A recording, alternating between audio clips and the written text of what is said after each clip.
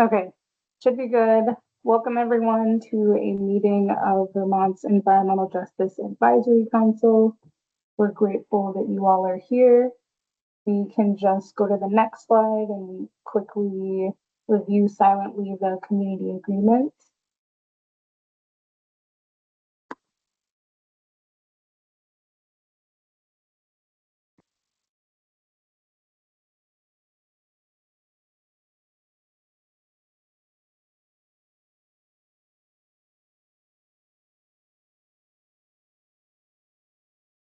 And if everyone feels complete with that, we can move on to the next slide.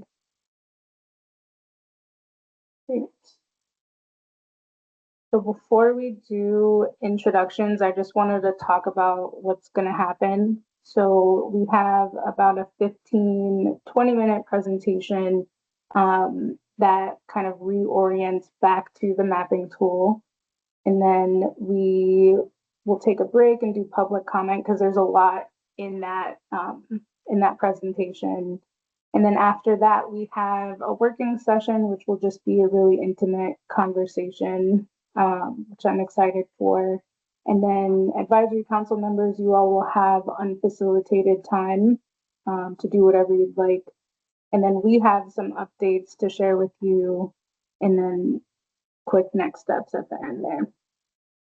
So that's what we have planned for today. How about we stop sharing and then just let everyone introduce themselves? Yeah, I can do that. We should also just say for the record, we don't have quorum, so we won't be able to vote on the meeting minutes. Yeah,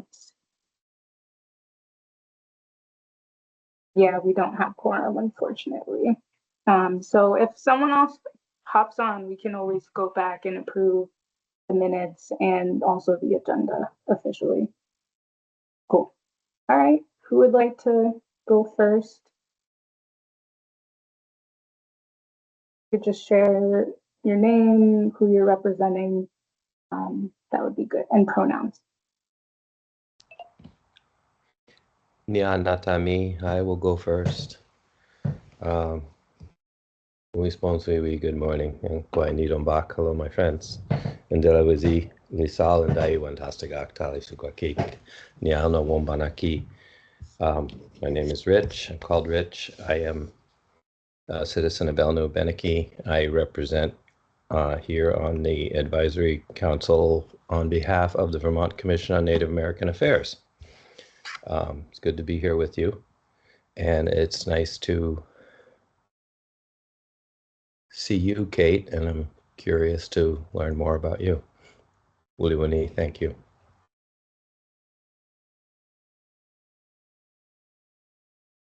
I can go next. I'm Brittany Watson, she, her pronouns, and I believe I'm a social justice org rep.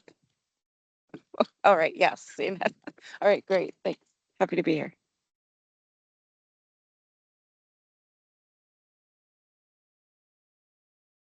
Hi, Kate and everyone. My name is Mariana. I work for Hunger Free Vermont, and I am a member of the Advisory Council to represent people who struggle with food security. And I am in Essex Junction, and I am originally from Argentina, so sometimes I like to say hola. I love how Rich uses his language, so I'm tempted to do the same thing myself. And I know Carla will understand, so we have a little bit of the Latino sisterhood thingy going on. Well, I don't know, Carla, that's an assumption. I've never asked you how you identify yourself. But anyways, we'll love to hear more about you, Kate, and I am happy to be here.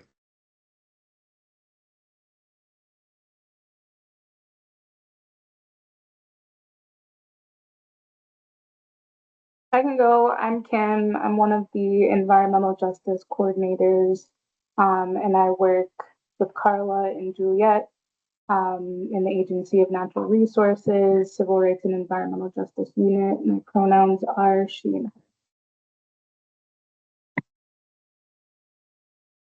Kate, we've met I think briefly, I'm Juliet. I'm one of the environmental justice coordinators at the Agency of Natural Resources. It's good to see you again, and I'm excited you'll be joining us to listen in as a member of the public. I think that for Mariana, Rich, and Brittany, I think Kate's area of work in the state of Vermont relates really heavily to the EJ law. So I'll let Kate, introduce her work, but I'm really excited to just have her join these meetings and listen in.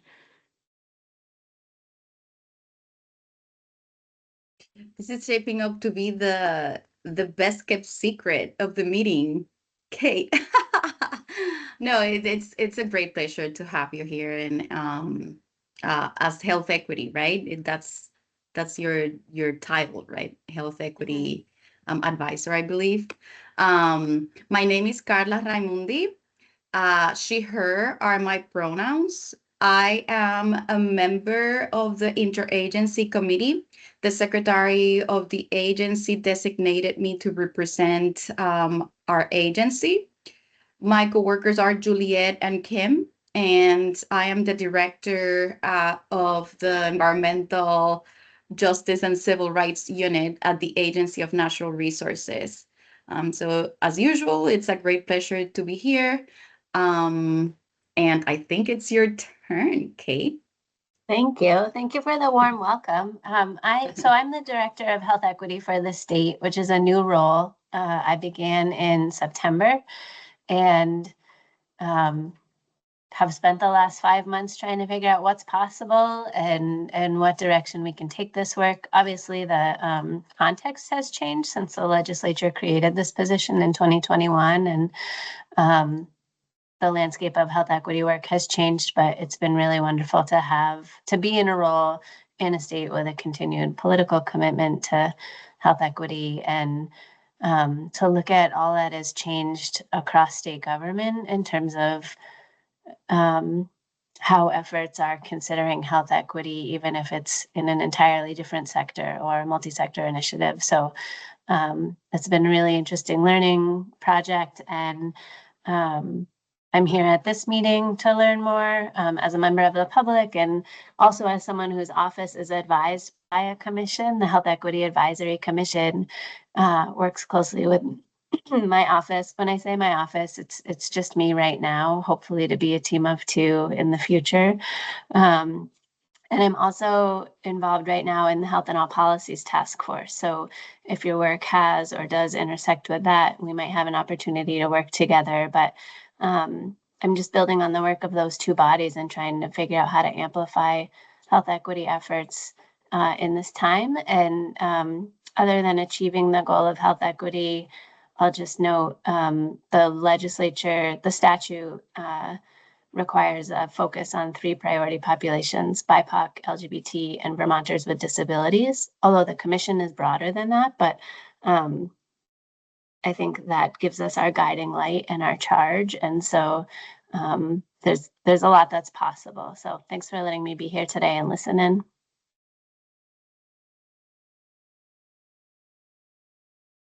If I may ask really quickly, so your position sits within AHS? Correct. I report to the Commissioner of Health, but my charge is the whole of state government. So I describe it as the health department are my colleagues, but my focus is really everywhere besides the health department. And that's also in part because the health department has an existing health equity integration team. Song Nguyen is the director of those efforts. We work really closely together, and we're trying to figure out how best to align, but they're really focusing on health equity internally to VDH, and and my charge is broader, hopefully to bring some of those efforts to other agencies. So this is actually very interesting, Kate, and hopefully we can continue conversations after this meeting, because in the past, the council and the interagency committee has had conversations regarding representation for the disabled community in Vermont, and that currently is a gap in our advisory council. And internally at the agency, we are doing a lot of work on disability non-discrimination. So it would be really interesting to hear your perspective as we move forward and talk more about the implementation of the EJ law, such if this is an area of interest Right. to you. Kim? Okay, are we good to move on here? Okay, awesome. Thank you all for introducing yourselves. So we're just gonna look at what we're gonna talk about in our presentation and then take it from there. So we're gonna be revisiting the legal requirements for the tool. There's gonna be a lot of information, so we're gonna do our best to kind of move through it slowly, not overwhelm. And then we'll also cover the phases and tasks of the work. So last year, at the end of the year in December, we had talked through what some of the phases and tasks would be. So we'll review that, and then we'll hone in specifically on ways that the advisory council can contribute to each phase and task. All right, so the Vermont Environmental Justice Mapping Tool is intended to depict environmental justice focused populations, measure environmental burdens at the smallest geographic level possible. And if you want more information about that, you can check out the law. And then now we'll move into talking through the different roles involved with the mapping tool. So the Agency of Natural Resources, ANR, our agency, we're charged with creating and maintaining the tool, determining the elements that will be contained in the tool, consulting the advisory council, you all, and the interagency committee. And then also we are the final decision makers in all areas of the creation and the maintenance of the tool.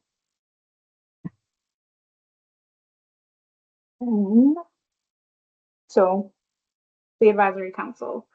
So your role is to provide consultation to ANR that will inform the elements that go into the tool. You all have the ability to reach consensus, if you'd like, on what to include in your consultation and the ways that you consult. But the advisory council does not have decision-making power or voting power on how specifically the consultation will be used. And we just wanted to be clear on that so that we didn't have any misunderstandings around that. So we're totally happy to get your consultation. You all can decide how you would like to provide it, and then we'll, factoring in all of the different things, we'll figure out how best to utilize the consultation. Great, thank you. And so from this point on, we're going to be talking through the GIS and the community engagement components of the work. There are several overarching tasks that are involved with each of the different components. So we have the GIS component, we have the community engagement component. And so each overarching task serves a different purpose. And then each task has their own deliverables or products or services that each contractor is required to provide us. And so we're going to talk about what some of the steps are that each contractor will make, and then also where you all fit in to support those steps. So that should provide a little bit of a framework for the conversation. I'll pass it to Juliet to start us off with the GIS phases of the work. Yeah, thank you, Kim. So as you know, we are in the process of onboarding a GIS contractor to support with the development of the mapping tool, specifically the tech side of the development. And so some of the phases of the work all of the phases are represented here on this slide. We originally showed this to you in December, and we'll go into a little bit more detail about what this means. But I just want to share before I read them out loud that some of these phases that are listed here will happen in chronological order based off of the way that they're listed, but some of them actually will happen simultaneously to each other. So depending on how the contractor's work plan ends up being executed, some of these might end up being paired together where they happen simultaneously, just to help you understand. So the GIS contractor will start by developing a strong work plan to guide their work, and then they will conduct research. So through their research, they will start uncovering data that already exists in the state that would be helpful to inform the mapping tool. But they'll also start uncovering places where we don't really have reliable data. So that's what this third bullet is identifying gaps in data. There might be things we want to do with the mapping tool that the current data doesn't allow us to do. The fourth bullet here is developing and integrating data. So this will, I think, happen mostly in tandem with the community engagement contractor, where the GIS contractor will work to fill those data gaps by creating their own new data and integrating it into the tool. This fifth bullet here is actually developing the initial tool. So kind of starting us off with a first draft of what the tool will look like. Then there will be some more connecting with communities, so working alongside the community engagement contractor to build relationships and bring in more experience-based data from community members. And then we'll kind of start closing out this project with training and capacity building. We'll talk more about what that looks like, but it's a lot of teaching the public how to use the tool and then teaching us how to use the tool, because we're going to need to know how to use it for decision making. And then finally, planning for the future, which sounds self-explanatory, but that'll be interesting. Passing the tool from the contractor to us for our long-term maintenance of the tool. So that was a quick run through of these phases, but we're going to talk through several of the tasks in a little bit more depth, just to kind of confirm understanding of what this work is going to look like. So as we go through, I'm just going to describe briefly what the task is and then highlight for you where you as advisory council members are welcome to fit in. So the contractors are anticipating being able to work with you guys to a certain degree because you have really valuable expertise. And so we want to kind of give you fair warning, like, here's places where you can fit in. Let's talk about, if you have interest or capacity to support with that somewhere down the line. And that'll be a conversation as we continue this meeting. So first we have project task 0, which is really just project management. It's all about the contractor setting up a work plan and setting up coordination structures. A lot of this is going to involve having meetings with stakeholders, which could include you guys, depending on your capacity and your interest in participating in these meetings. So highlighted here, one of the roles you could play in this task is actually participating in stakeholder meetings with the GIS contractor to help inform their project planning. Task 1 is actually doing that background research and data discovery that we talked about on the previous slide. So what they'll be doing is researching existing tools, finding sources for data, pre-existing data sources about Vermont, and then developing reports to all of us that explain gaps in data that they've found, and also explaining, what actually is feasible for our tool to do based off of their findings and their research.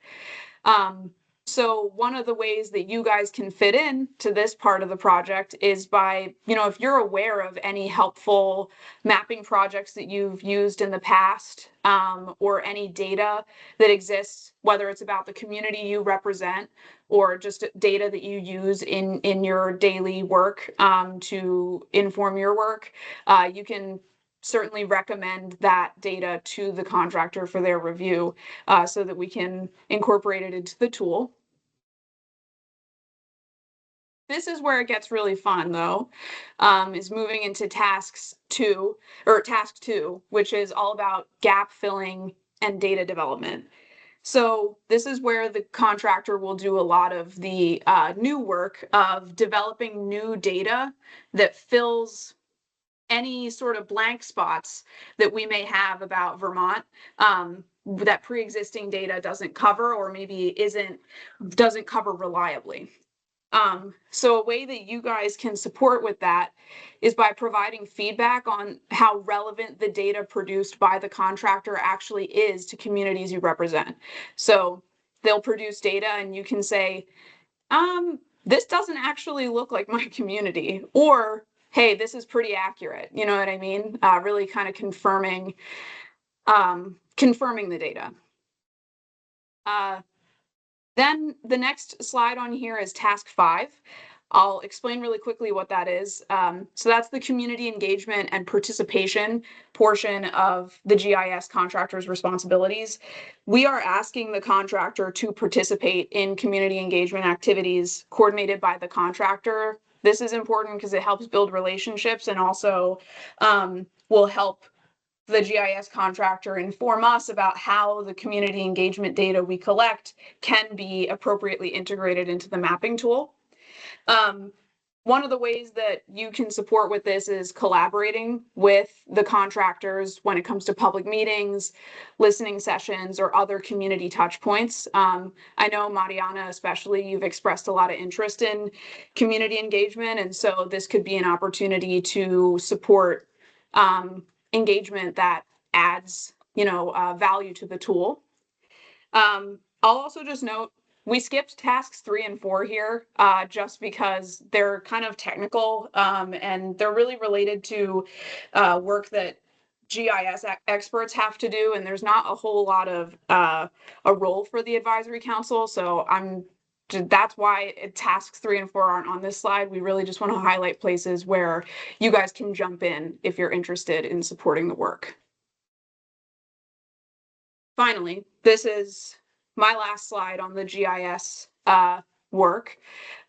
We have task 6, which is testing, reporting, and final delivery. So this is a really important part of their project.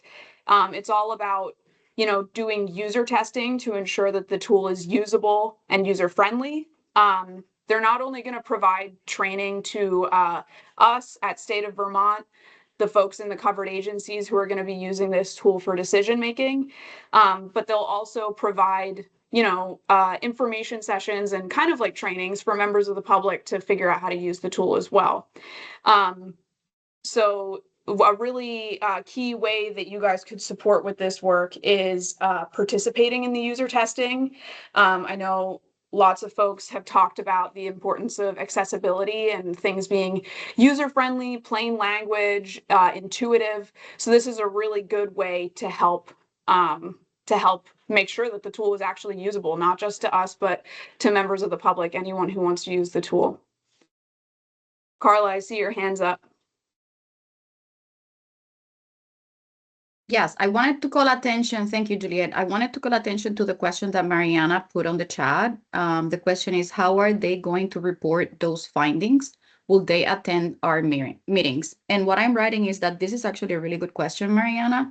And this is why it's very important. And one of the reasons why we're having this conversation this early on in the process. There will be a phase, as Juliet indicated. If you can go back, Juliet, to the first task.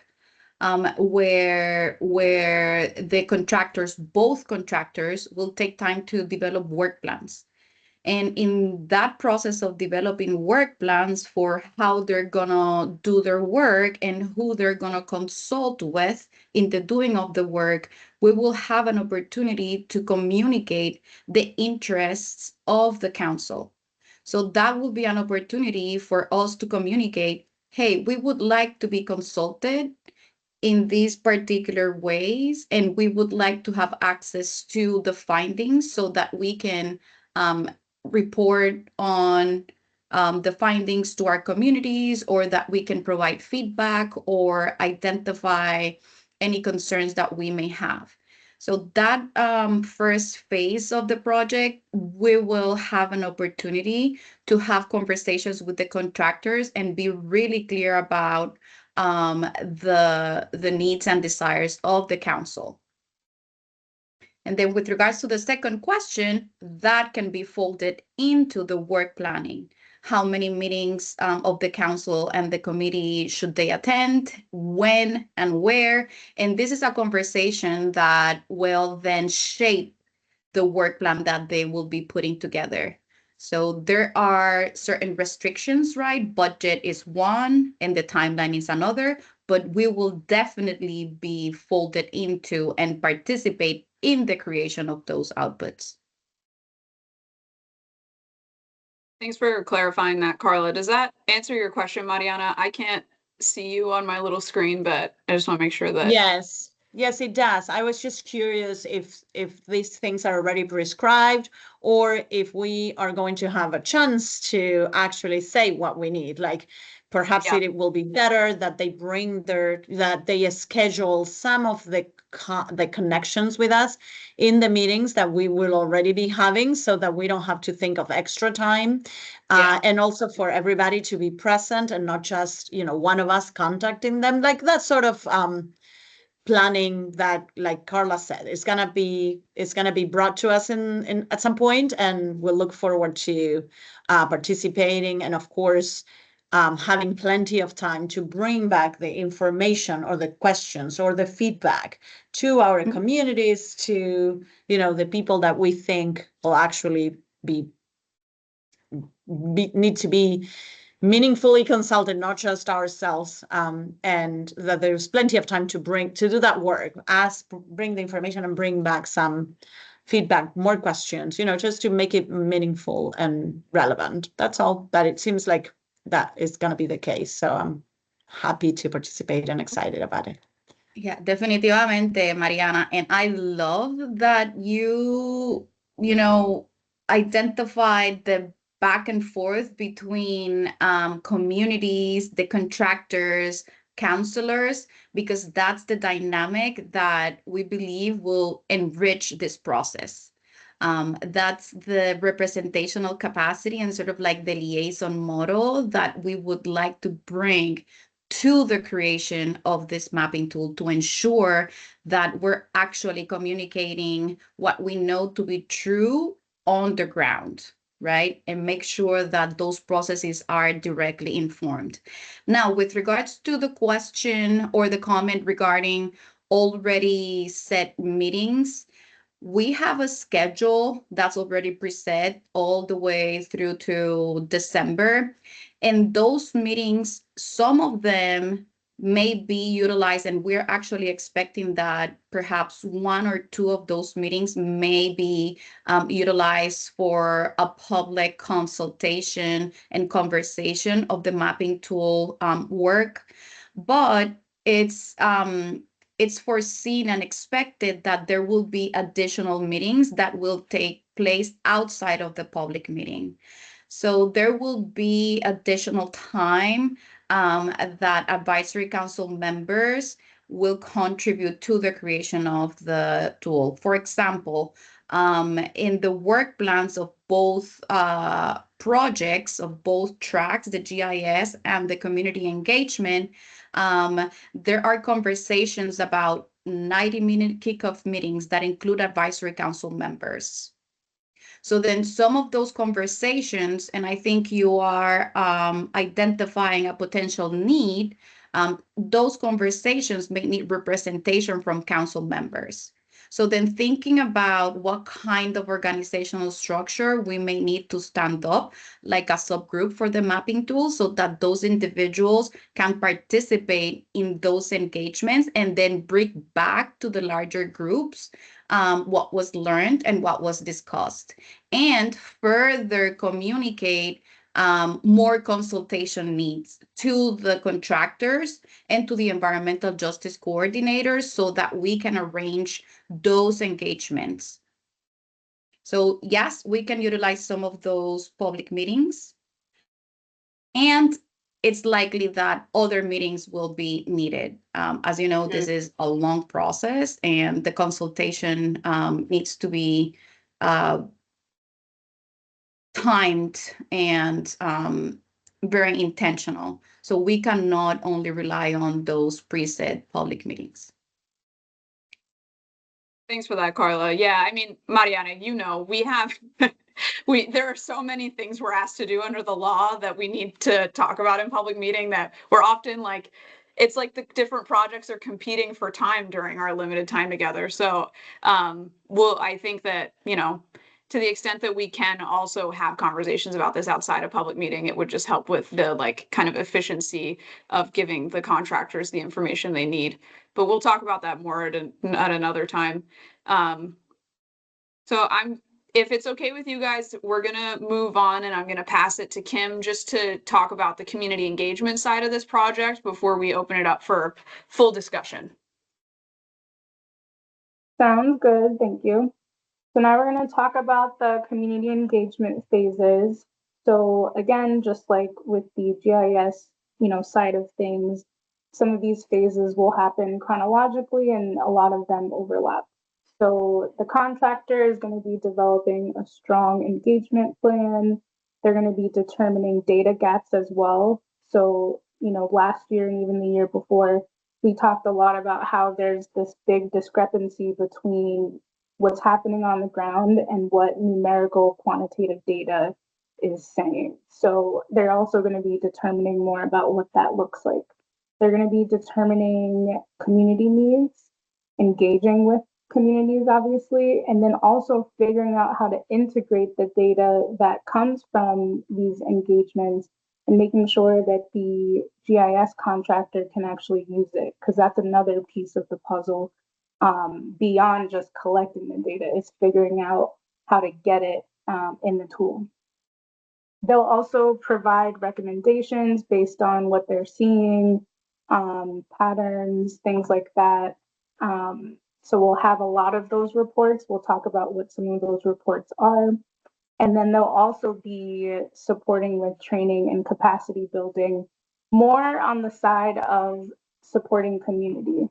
So this will be one of those phases that the GIS contractor and the community engagement contractor will collaborate, but also recognizing that the community engagement contractor will support more with translating this information alongside you all for community.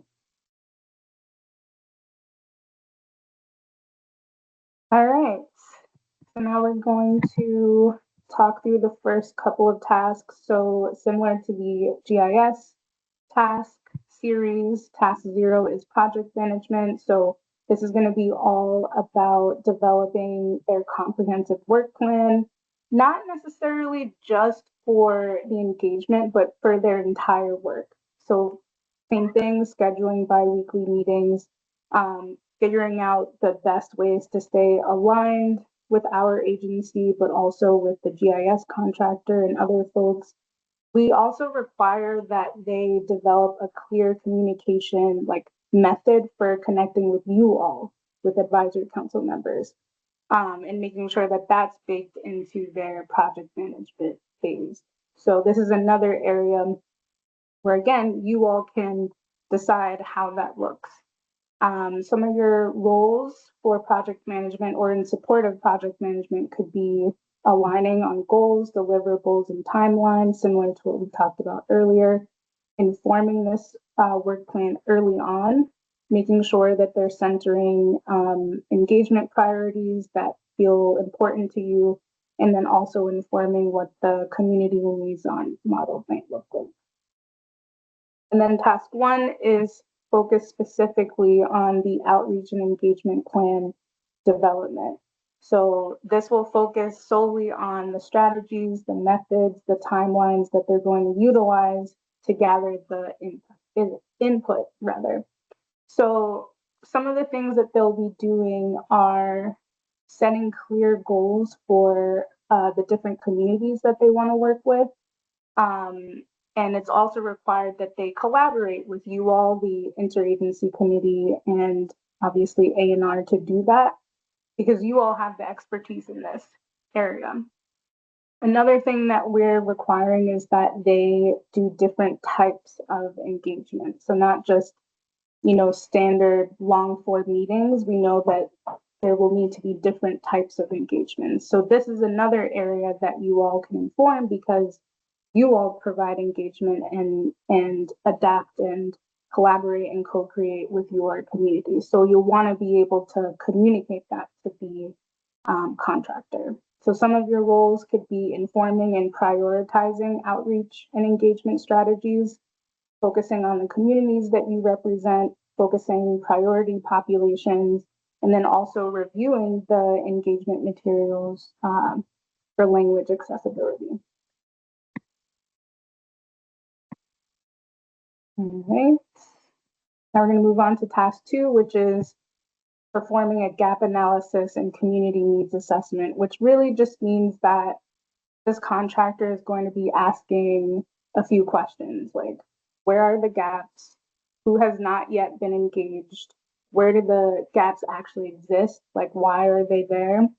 And then also, how can community engagement, community insights actually address these gaps? So in order to do that, they'll have to review a lot of different resources.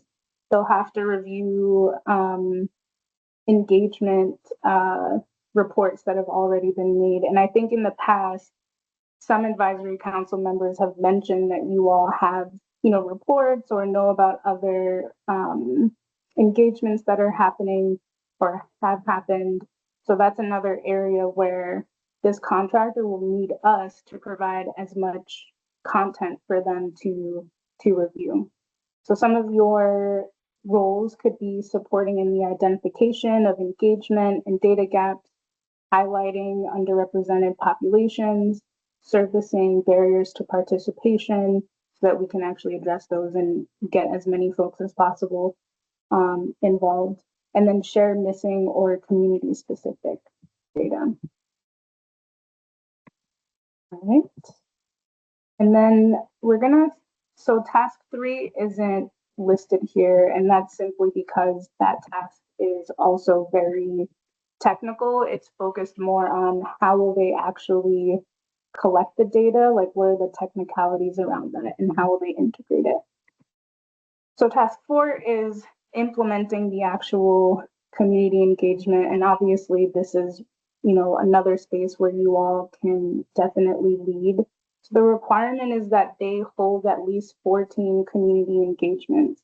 There will be different kinds of engagements. We want to make sure that they're representative of the entire state.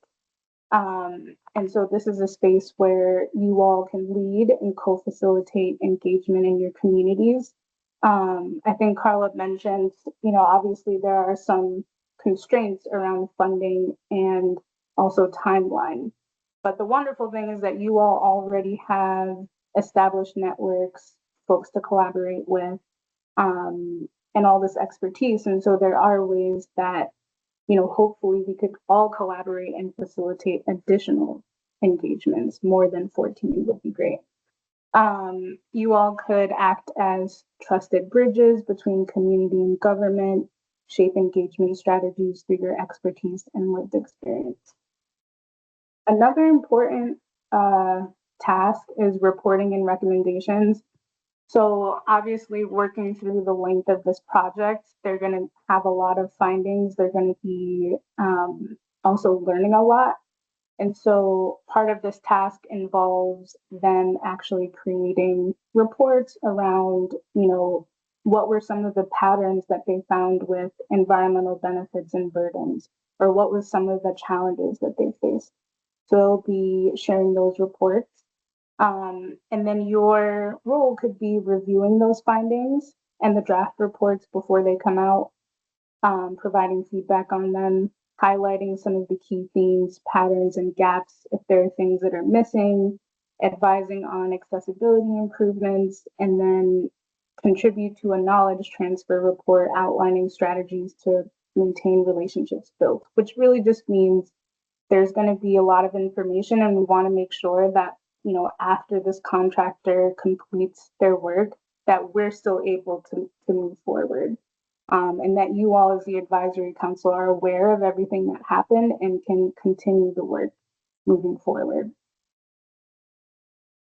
All right, and then we have one more, almost done. Training and capacity building. So the purpose of this is for the community engagement contractor to actually provide not only training sessions, but also create materials. So a role that you all can play is helping to coordinate those trainings and provide expertise in the best way to share the information.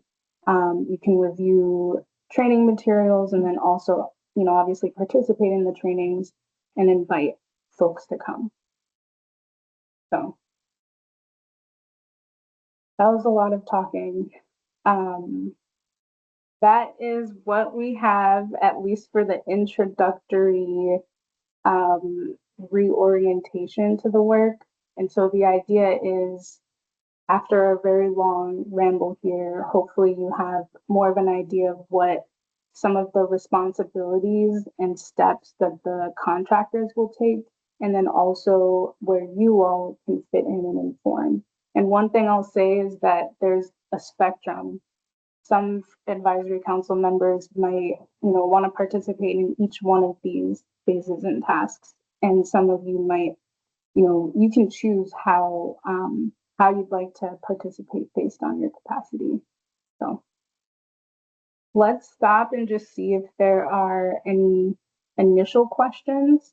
But after this, we'll have 10 minutes to just take a break. And then we're actually gonna have a working session where we will give you these slides and you can review the phases and tasks individually, and then we'll have a discussion about it. But any burning questions or clarifications needed at this time?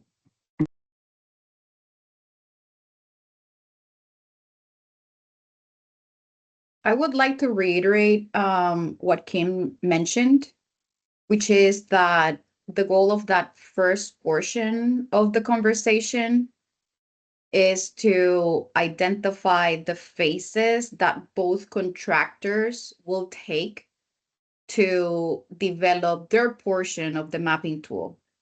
And then additionally, we tied to the phases and the tasks that they will take, the ways in which you are envisioned to inform those tasks and those phases. So we attempted to share with you ways in which the contractors are actually thinking about engaging with you all to create the mapping tool. So those bullets that you see under the tasks, those are ways in which you can contribute under those tasks.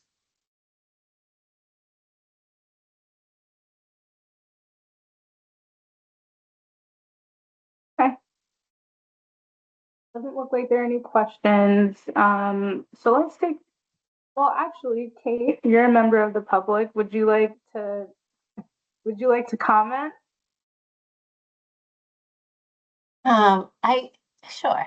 And I think I just want to reflect back to the what an awesome task. I'm just at the beginning of learning about all of these projects, but I am impressed with the way that community can be involved in this and what it will take to set that up so it's successful. Oh, thank you all for what you're doing. Thank you. It's so nice to have someone comment. This is so wonderful. I love your reaction, Kim. It's true. It's great to hear from members of the public, and I do agree.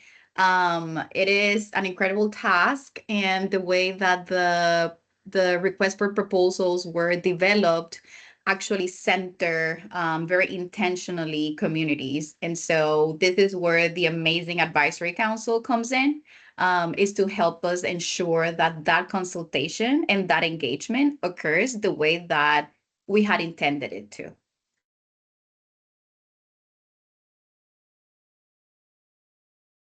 Thank you. All right, so let's go ahead and just take 10 minutes. So we'll see you at 11:10.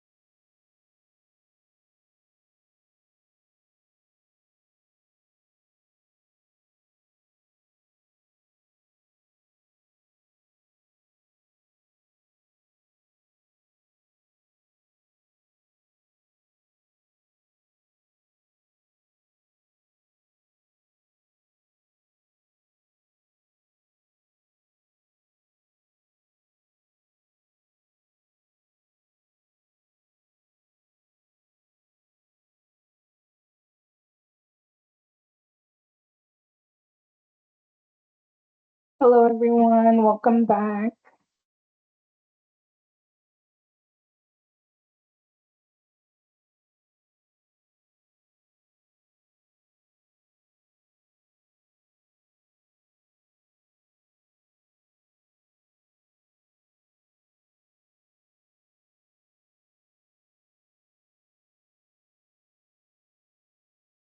Okay. Yeah, it looks like everyone's here. Okay, awesome. Let's jump into the next section.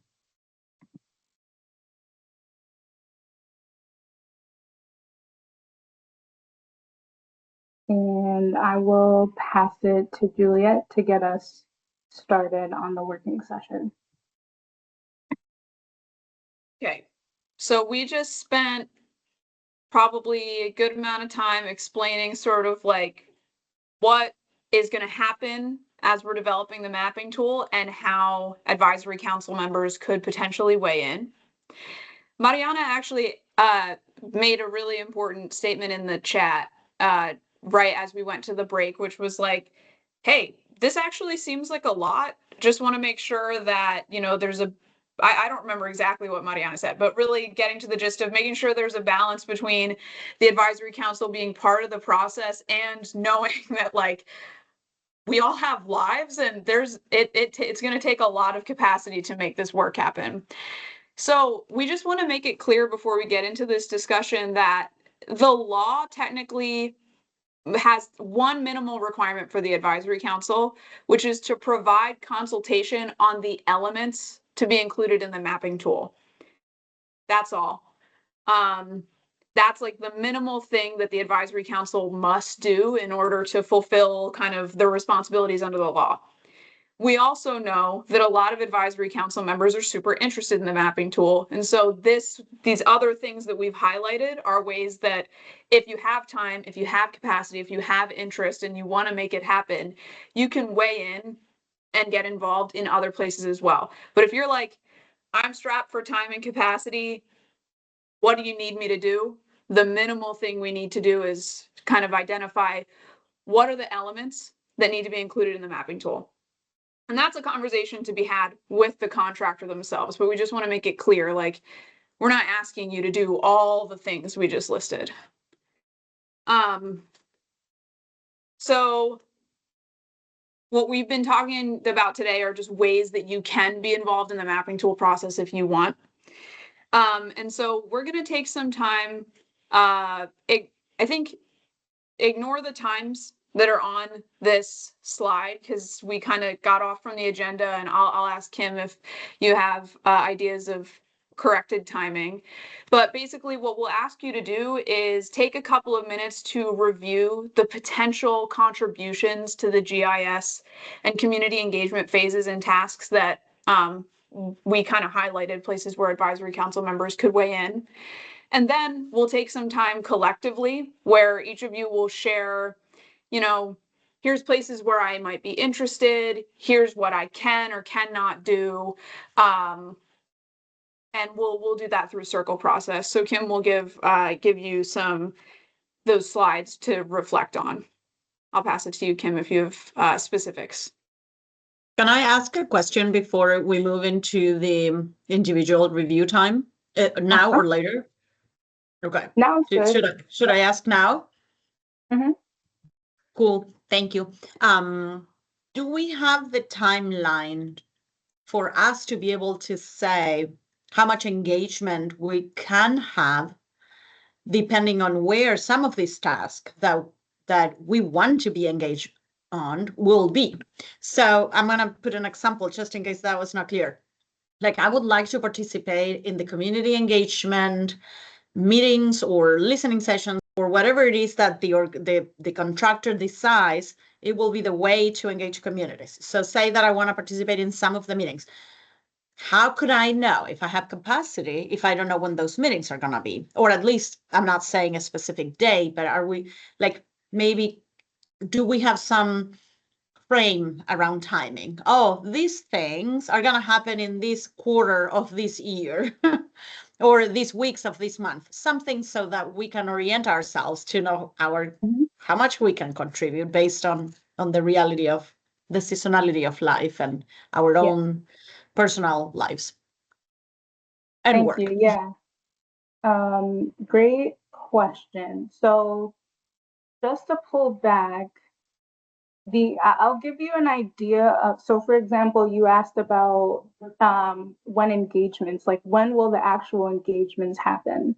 And so based on not necessarily the exact month, but the amount of time allocated in the work plans for that type of work, it seems like actually working one-on-one, I'm not necessarily assuming this, but it's not written in stone.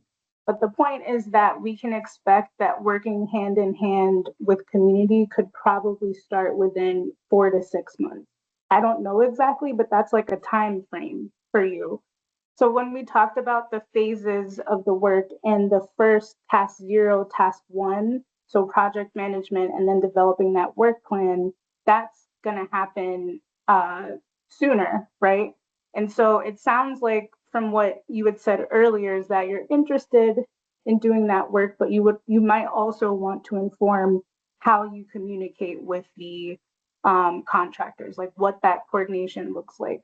So what I would recommend, just knowing you and based on previous meetings, it sounds like you might want to be involved just to communicate a little bit about potentially your availability or potentially about what's like the methods that are best for you to communicate in the work planning phase. And then you kind of zoom away from the work a little bit.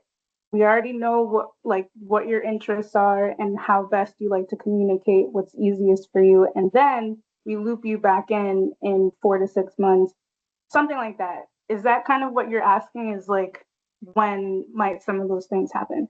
Yeah, so there'll be like a natural flow of how folks can fit in. I just want to say I think this conversation is helpful because, and again, this isn't a contract and we're wanting you, and you'll see the prompt questions, but this is also just about where you feel like you can inform the work and where you want to participate. And so like in the example I just gave, it sounds like you want to inform, in the ways that work best for you. You want to inform the project management, be hands off, and then participate in the engagement. So that's part of like how the conversation is going to go. And then just so you don't feel like we're forcing you to, commit everything. It's just, let's look across the advisory council, see where people want to inform, where they want to participate, and hopefully you all can also work together. And that way you're not carrying a lot of work, or Rich isn't carrying a lot of work, or Brittany, but perhaps based on where folks are aligned, you can collaborate to use less capacity or something. So hopefully that explanation works. It is 11:20, and I was hoping that if it would be helpful for you all, I put a PDF in the chat just of the earlier slides that we looked at, specifically the roles slides. So if you want to take like 10 minutes to look at those silently, you're welcome to do that. And then we could come back and maybe just bounce ideas off of each other for 15 minutes and then end the meeting with the next steps and the updates. Just want to check to make sure that works for folks. And then Carla, you have your hand up. Yes, thank you so much, Mariana. That's a really important question. And there are ways in which we can help mitigate some of the burden of contributing to this work should some advisory council members contribute to it. The answer to your question regarding a timeline, we will have a timeline once we engage the contractors in the development of a timeline. They propose timelines with their responses, and what they identified were periods of time.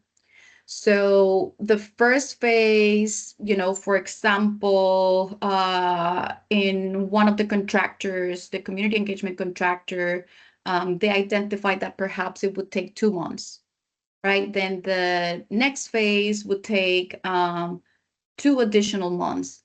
Now, but that's their proposal in isolation of the consultation with the GIS contractor. So then that consultation and that engagement needs to occur so that they can align and we can have a very clear timeline of when things are going to take place. But yes, we will know more or less when each of the phases will be implemented. Now, in terms of how can we tackle this, we could create a subgroup sort of to alleviate the burden on the council at large, or perhaps some individuals contribute to the review of reports. Some participate in engagement meetings, in public meetings, in meetings with certain communities. So there are many ways in which we can make sure that we actually get your input if you are interested in providing it, but that in a way that does not overburden counselors. So there are many ways in which this can be tailored. I think it's important to give ourselves a little bit more time to align those timelines, and then we'll come back to you all with a specific timeline so that you can look at your calendars and then have a more informed response.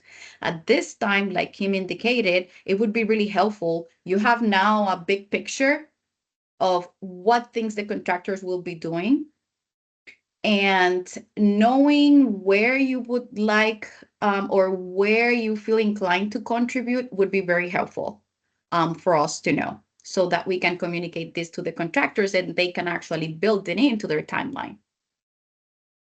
But this is not going to be the only conversation. This is really preliminary.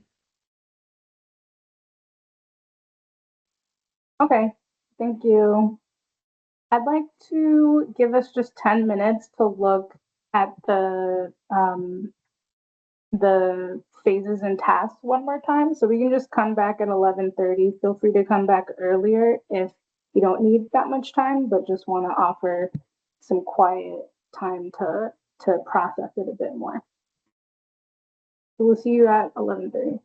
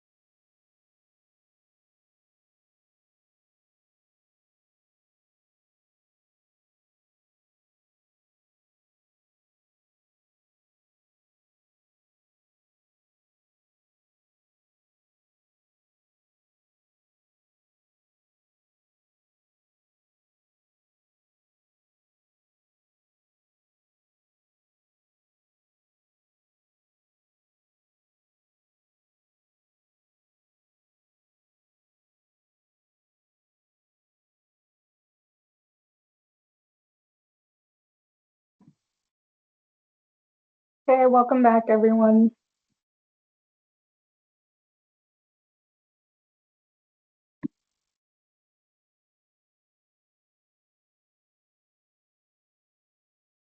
So we originally had dedicated time, like unstructured time for you all. So I think what we can do is kind of combine the discussion, and instead of us facilitating it, we can, you all can share and lead the discussion. I would just advocate for dedicated space for Brittany and Rich to share. Um, and then, yeah, if you all have thoughts on phases and tasks, areas of the work that you're interested in informing or participating in, that would be helpful to know. Again, just high level. And then also, if you have any reflections on how you might want to bring community in, you may not be in the stage to assess that, but if you have reflections, that would be also great to hear. So we can do that between now and 11:50, and then we'll just wrap up with the next steps and updates. So I'm gonna pull back and open the floor to you all.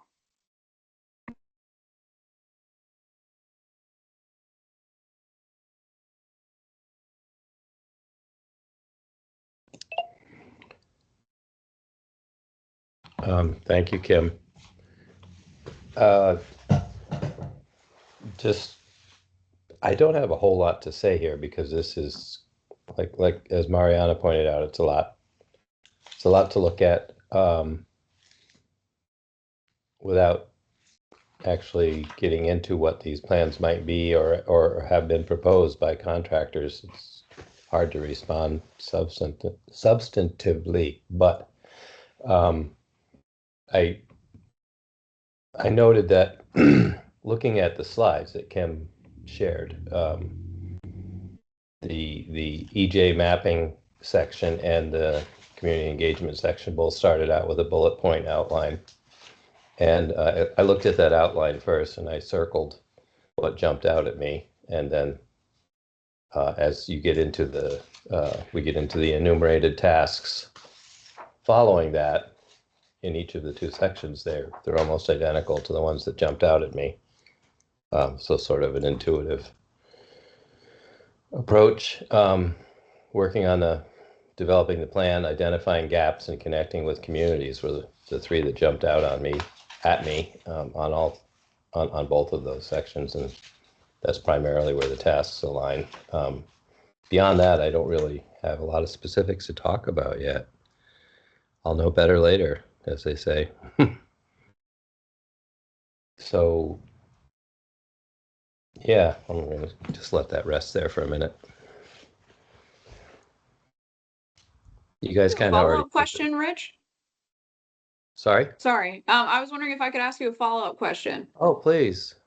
Yeah, when you talk about like it, and this is all hypothetical now because we're as Carla mentioned, we'll have more information about like timeline and stuff once we actually create that with the contractors. But when it comes to like your interest in actually engaging with communities, do you have things that you want to see, for example, the community engagement contractor do that like that you just want to highlight when it comes to engagement that would like help you and your community get involved? Mm-hmm. Okay.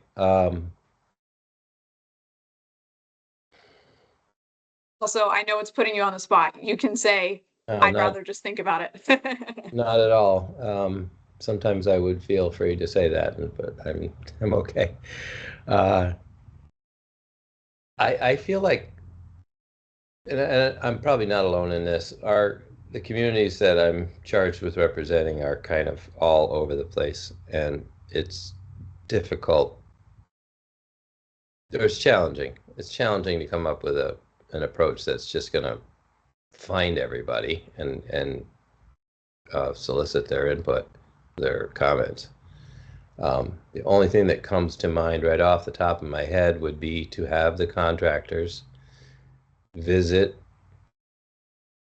the council meetings or set up a meeting with leadership for the 4 Vermont state recognized tribes scattered around the state, and maybe meet with the commission itself and do a presentation of, you know, I think they usually try to limit those to like 15, 20 minutes.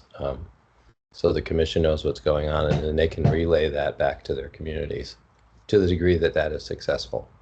I know we all struggle with follow through. It doesn't always happen as much as we'd like, but that's kind of my immediate response.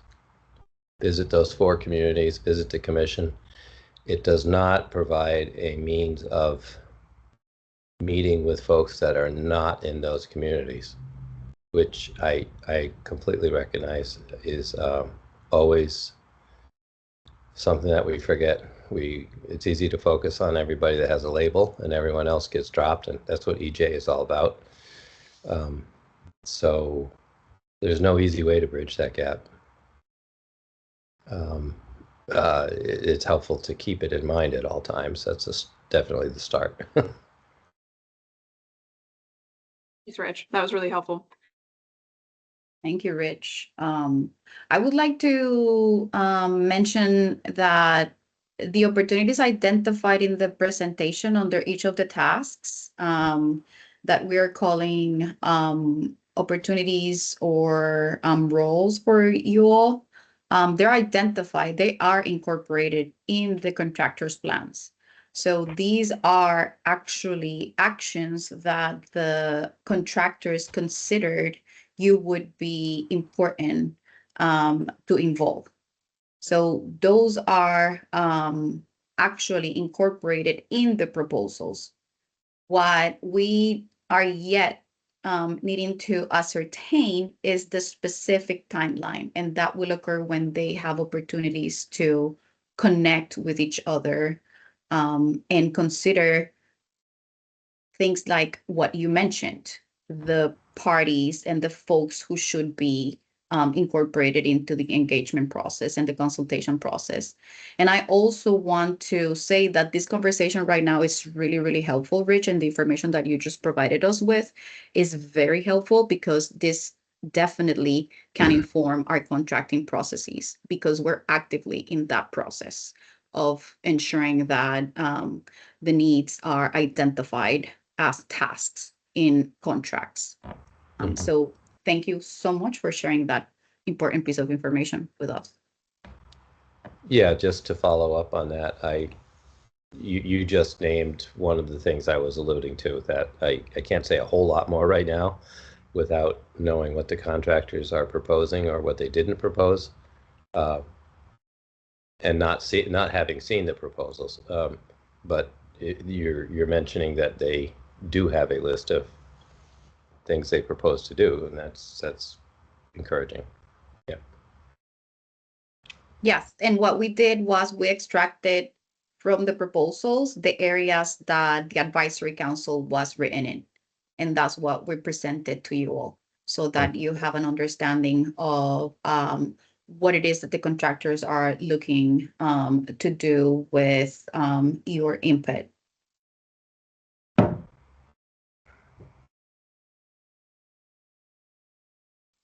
Yeah, I just want to say thank you, Rich. When you mentioned interest in the data gaps piece and the identifying of folks, I remembered what you had shared a while back around, you know, how mapping tools, again, can be difficult when trying to,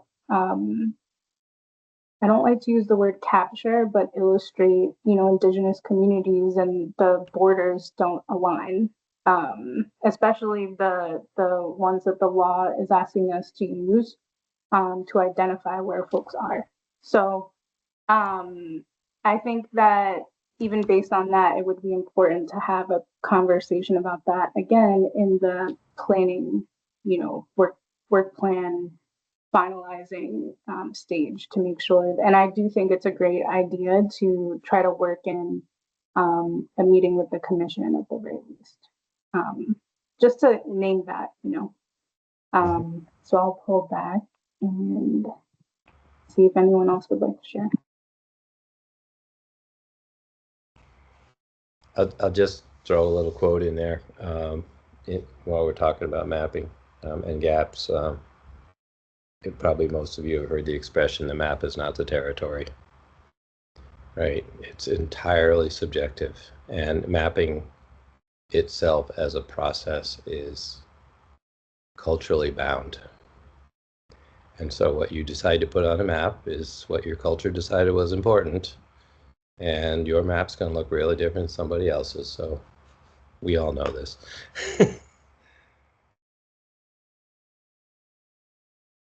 Map is not the territory. It's a wonderful quote.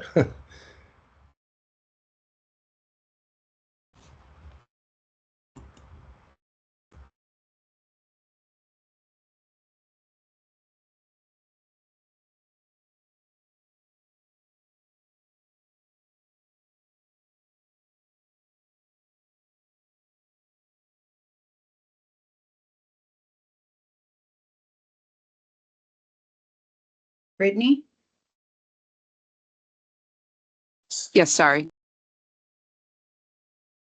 I'm wondering if you have any thoughts or areas of interest that you would be particularly inclined to participate in, inform, connect folks to.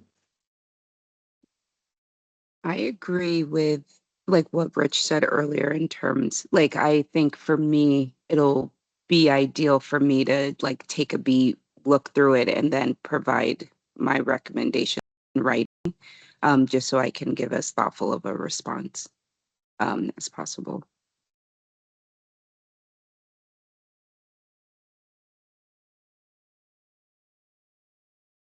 And I did have a question around that for the, actually, never mind. No, I don't. Sorry. Thanks. No worries. Mariana, did you have other thoughts now that you had more time to look at the slides or heard from Brittany and Rich?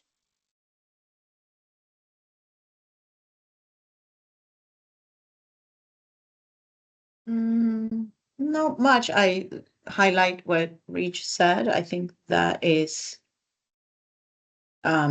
perhaps the most relevant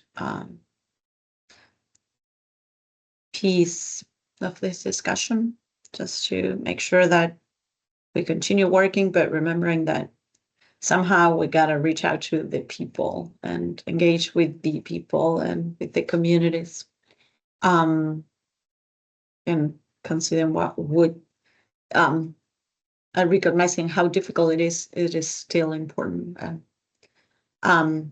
I hope that the contractors keep that in mind and do their best effort to do that. I feel the contractor that we chose or I think we ended up choosing the contractor that we all discussed about for community engagement in our subgroup. I was engaged in that subgroup. They seem very attuned. So I have a lot of hope on them.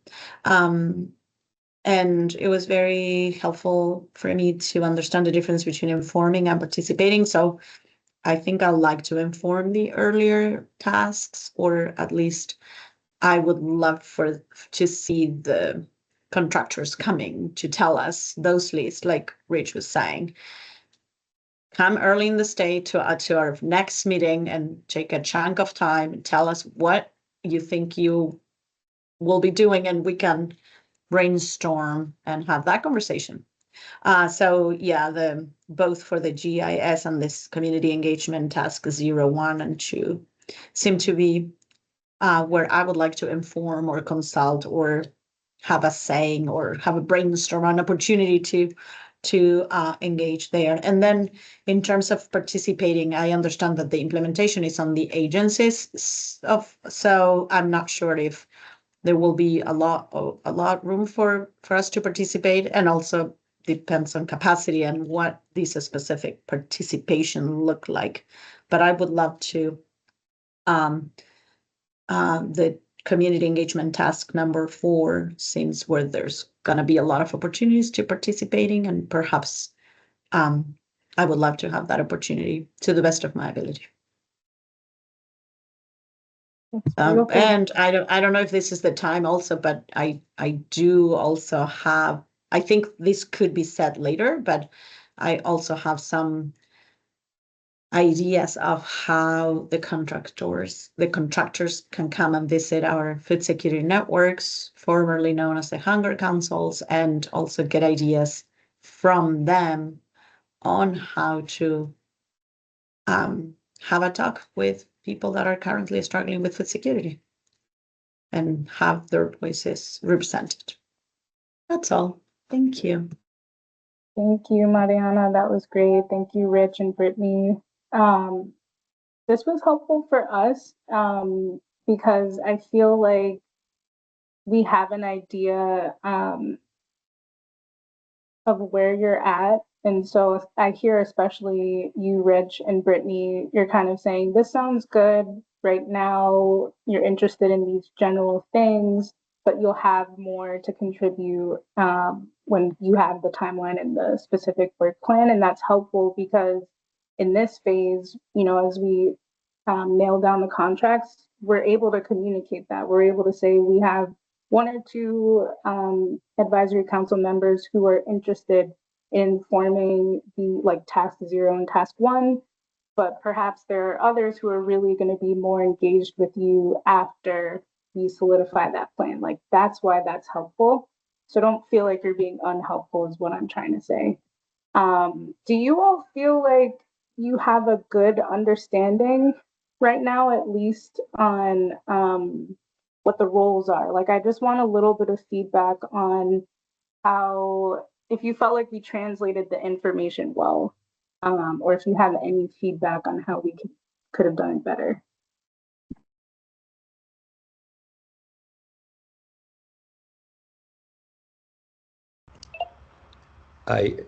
Yes, I can respond positively to that. I feel better now than I did a few months ago. I think I kind of have a better grasp of both of these processes, and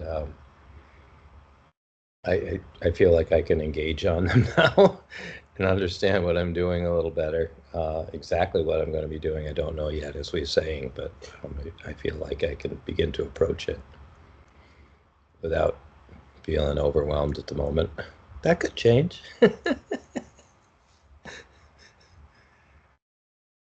I like that, Rich. That may change. Hopefully we can have conversations around how to not get there through perhaps strategic alignments and conversations around how to best support the mapping tool work. As you know, this is an incredibly important deliverable under the law. It is set to influence almost all of the other deliverables in the law. So if there are any areas that you would like to be a participant on, please let us know. Your voices are the components that are going to make this work fruitful and meaningful. So we need to make sure that we center the engagement processes around the expertise that you have and the communities that you work with belong to represent. So there's plenty of opportunities to inject your knowledge in the process.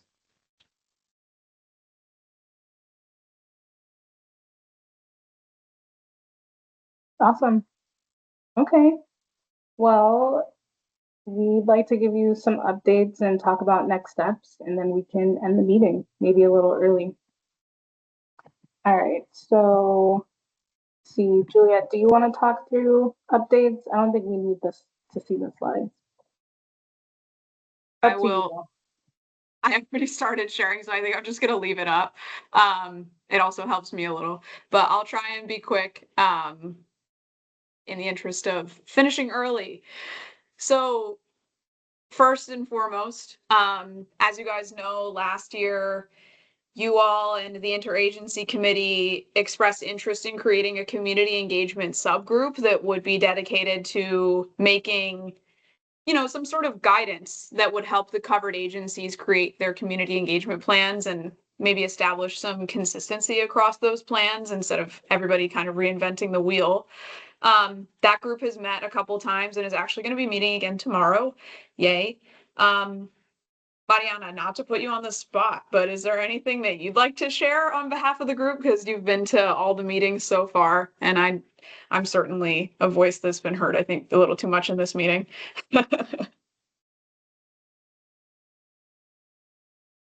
No, I'm fine. Unless you want me to share something specific, I think it's going along well, and I'm just very moved by what Rich was speaking about. So I am having a moment here. So I don't need to say anything unless you want to say. You want me to say something. No, sorry, I didn't mean to put you on the spot, and I didn't mean to interrupt your moment. I appreciate you though, Mariana.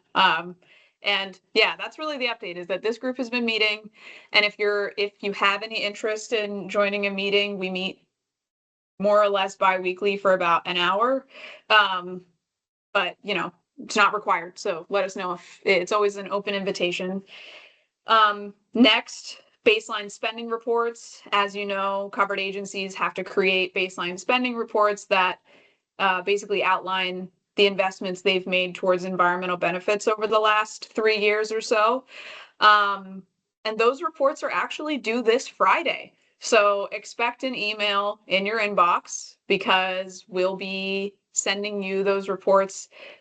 They're made publicly available. It's mainly we're required to submit them, you know, to like the public, but we want to make sure that you guys actually get them in your inbox in case you're interested in taking a fine-tooth comb to some of the contents. I'm going to skip the IAC meeting recap just because I want to, you know, respect your time today. But long story short, the IAC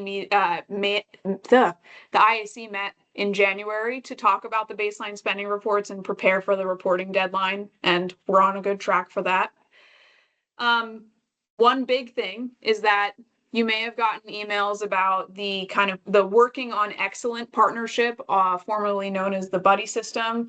I know several of you here have responded to the survey that was sent to you about that Buddy System to get kind of paired with 1 or 2 IAC members. And so if you haven't responded to that survey and you are interested in having a buddy, please find that survey and respond to it, because we'll get you set up. And we're hoping to start, you know, informing people of who they've been paired with, either late this week or maybe next week. I'm not totally sure. I forget what we decided, but keep an eye out for that. And last thing, this one's a sad one, not for Walter, but for us. Walter did resign from his seat as an environmental justice focused population representative for the advisory council, all for good reasons. He is opening a new, really exciting chapter in his life. But that space is vacant now. So we're going to be seeking to fill it, and just wanted to let you guys know. So those are the updates. Are there any questions? Ran through that pretty quick.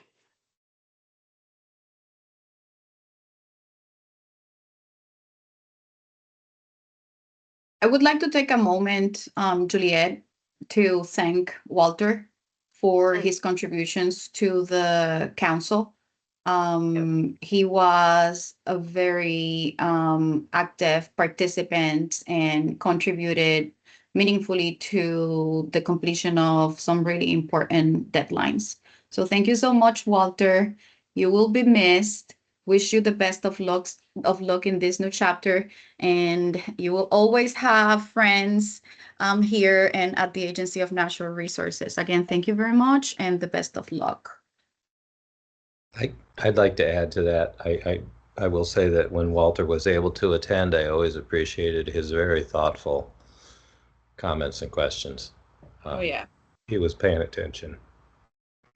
And if you folks do send him a letter acknowledging that resignation, maybe you've already done that, please add my best wishes and thanks. Yeah, I'd like to join that too if you do that. He was great. Awesome. Thanks. We'll miss him. We'll definitely do that. I'm going to stop sharing my screen. I think that that's kind of what we've got for today. Yeah, the only next step we had was just if you want to talk more about any of this or have any questions, let us know as usual. And if you want to think through, and it sounds like this doesn't apply, but we'll just share it. If you'd like to think through how you might want to involve community down the road, you're more than welcome. But I do recognize that you all would like some more information. So no worries on that. Thank you for your participation today. Yeah, we appreciate you for showing up and also for your feedback as well. So enjoy the rest of your day. Thank you, folks. Take care. Bye. Don't freeze.